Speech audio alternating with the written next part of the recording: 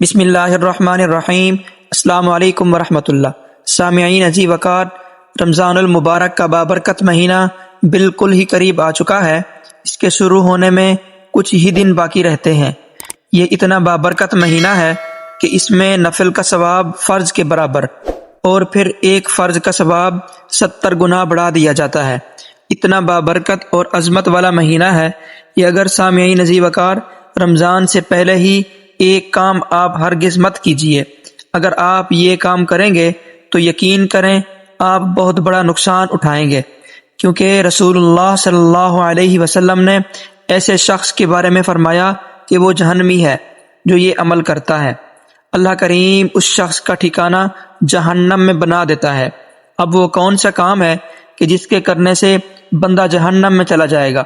سامعین عزیز وقار، آپ جانتے ہیں کہ اس وقت سوشل میڈیا پر پوسٹیں شیئر کی جا رہی ہیں جس میں یہ لکھا ہوتا ہے کہ رمضان المبارک کا پہلا روزہ 11 مارچ 2024 بروز سوموار کو ہوگا۔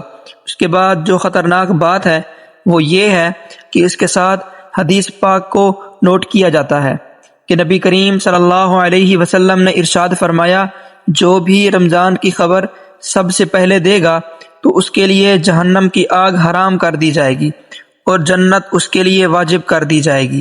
لہٰذا آپ بھی اس پوسٹ کو آگے شیئر کرو تاکہ آپ بھی جہنم کی آگ سے آزاد ہوں اور جنت آپ کے لیے واجب ہو جائے۔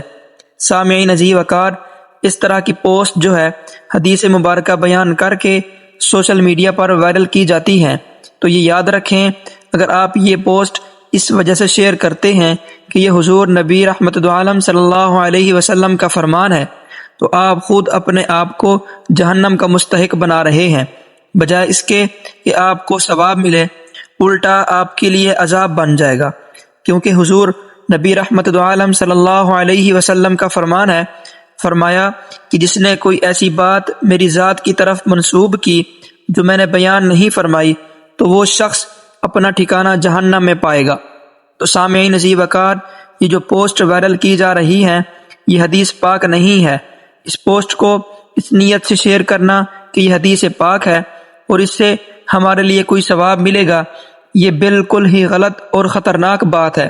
ہاں، یہ بات الگ ہے کہ آپ کسی کو رمضان المبارک کے آنے کی اطلاع دیں یا مبارکباد دیں تو اس میں کوئی حرج نہیں ہے، مگر اس میں یہ خیال کرنا کہ یہ حدیث پاک ہے، رمضان کی مبارکباد دینے سے جنت ملے گی، تو یہ خطرناک بات ہے۔ اس سے بچنا انتہائی ضروری ہے۔ امید ہے بات سمجھ آ گئی ہوگی۔ اللہ کریم عمل کرنے کی توفیق عطا فرمائے، آمین۔